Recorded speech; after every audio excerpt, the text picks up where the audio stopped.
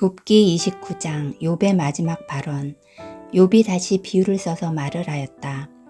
지나간 세월로 되돌아갈 수만 있으면, 하나님이 보호해 주시던 그 지나간 날로 되돌아갈 수 있으면 좋으련만, 그때에는 하나님이 그 등불로 내 머리 위를 비추어 주셨고, 빛으로 인도해 주시는 대로 내가 어둠 속을 활보하지 않았던가.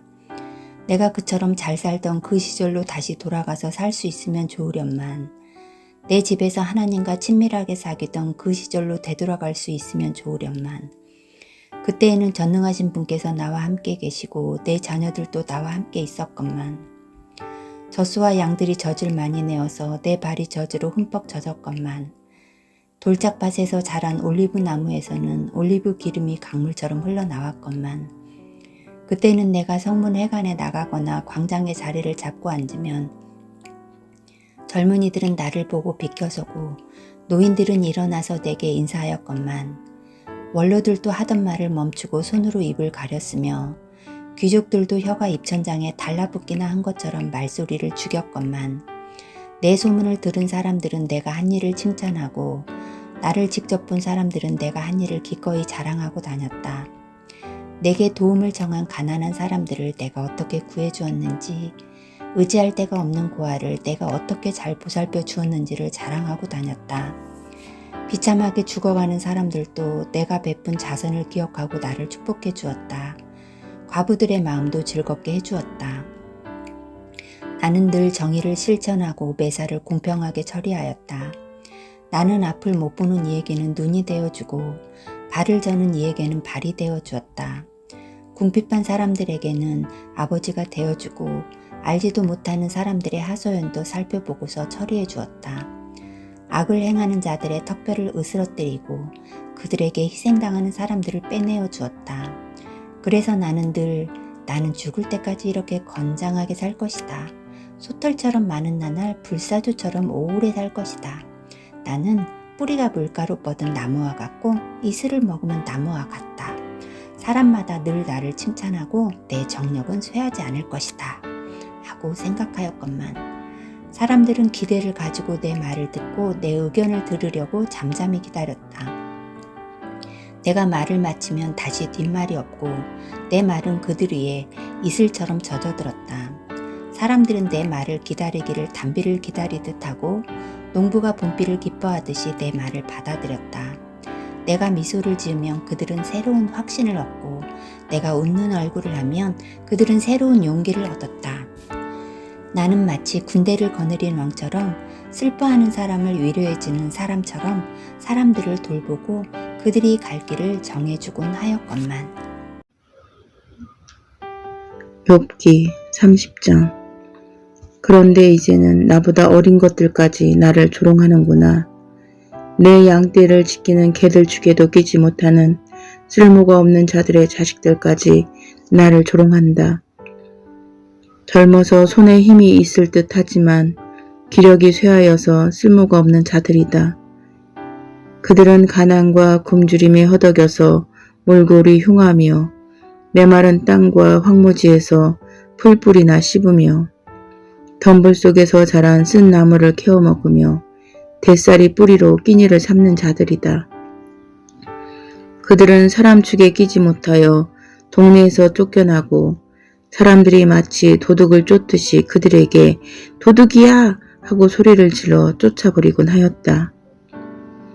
그들은 급류에 베어 벼랑진 굴짝에서 지내고 땅굴이나 동굴에서 살고 짐승처럼 덤불 속에서 움츠리고 있거나 가시나무 밑에 몰려서 웅크리고 있으니, 그들은 어리석은 자의 자식들로서 이름도 없는 자의 자식들로서 회초리를 맞고 제 고장에서 쫓겨난 자들이다.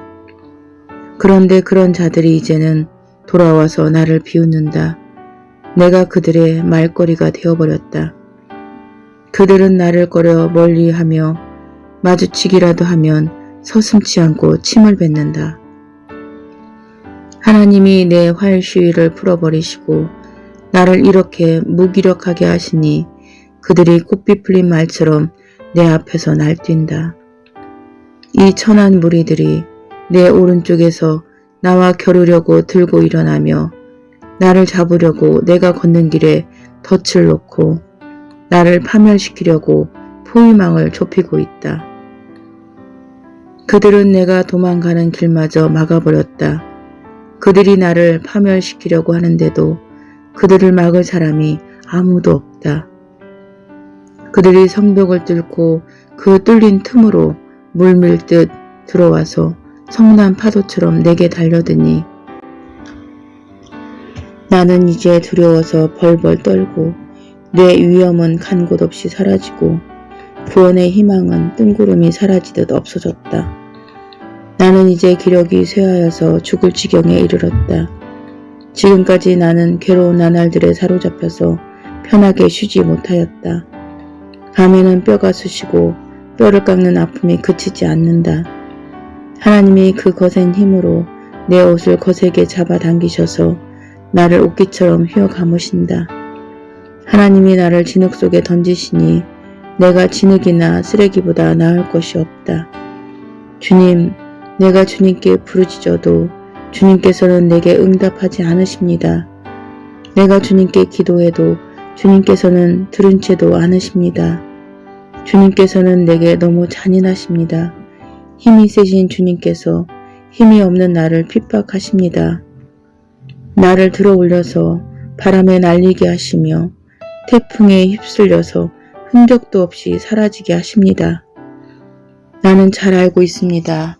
주님께서는 나를 죽음으로 몰아넣고 계십니다. 끝내 나를 살아있는 모든 사람들이 다 함께 만나는 그 죽음의 집으로 돌아가게 하십니다. 주님께서는 어찌하여 망할 수밖에 없는 연약한 이 몸을 치십니까? 기껏 하나님의 자비나 빌어야 하는 것밖에는 아무것도 할 수 없는 보잘것없는 이 몸을 어찌하여 그렇게 세게 치십니까? 고난받는 사람을 보면 함께 울었다. 궁핍한 사람을 보면 나도 함께 마음 아파하였다. 내가 바라던 행복은 오지 않고 화가 들이닥쳤구나. 빛을 발았더니 어둠이 밀어닥쳤다. 근심과 고통으로 마음이 갈기갈기 찢어지고 하루도 고통스럽지 않은 날이 없이 지금까지 살아왔다. 햇빛도 비치지 않는 그늘진 곳으로만 침울하게 돌아다니다가 사람들이 모여있는 곳에 이르면 도와달라고 애걸이나 하는 신세가 되고 말았다. 나는 이제 이리의 형제가 되고 타주의 친구가 되어버렸는가. 내가 내 목소리를 들어보아도 내 목소리는 구슬프고 외롭다. 살갗은 검게 타서 벗겨지고 뼈는 열을 받아서 타버렸다. 수금 소리는 통곡으로 바뀌고 피리 소리는 애곡으로 바뀌었다. 아멘. 욥기 31장. 젊은 여인을 음탕하는 눈으로 바라보지 않겠다고 나 스스로 엄격하게 다짐하였다. 여자나 유혹하고 다니면 위에 계신 하나님이 내게 주실 몫이 무엇이겠으며 높은 곳에 계신 전능하신 분께서 내게 주실 유산은 무엇이겠는가. 불의한 자에게는 불행이 미치고 악한 일을 하는 자에게는 재앙이 닥치는 법이 아닌가. 하나님은 내가 하는 일을 낱낱이 알고 계신다. 내가 모든 발걸음을 하나하나 세고 계신다. 나는 맹세할 수 있다. 여태까지 나는 악한 일을 하지 않았다. 다른 사람을 속이려고도 하지 않았다. 하나님이 내 정직함을 공평한 저울로 달아보신다면 내게 흠이 없음을 아실 것이다. 내가 그릇된 길로 갔거나 나 스스로 악에 이끌려 따라갔거나 내 손에 죄를 지은 흔적이라도 있다면 내가 심은 것을 다른 사람이 거두어 먹어도 내가 지은 농사가 망하더라도 나는 할 말이 없을 것이다. 남의 아내를 탐내서 그 집 문 근처에 숨어 있으면서 그 여인을 범할 기회를 노렸다면 내 아내가 다른 남자의 노예가 되거나 다른 남자의 품에 안긴다 해도 나는 할 말이 없을 것이다. 남의 아내를 범하는 것은 사형 선고 받아야 마땅한 범죄다. 그것은 사람을 파멸시키는 사람이 애써서 모은 재산을 다 태우는 불이다. 내 남종이나 여종이 내게 탄원을 하여 올 때마다 나는 그들이 하는 말에 귀를 기울이고 공평하게 처리하였다. 그렇게 하지 않았더라면 내가 무슨 낯으로 하나님을 뵈며 하나님이 나를 심판하러 오실 때에 내가 무슨 말로 변명하겠는가. 나를 창조하신 바로 그 하나님이 내 종들도 창조하셨다. 가난한 사람들이 도와달라고 할 때 나는 거절할 일이 없다.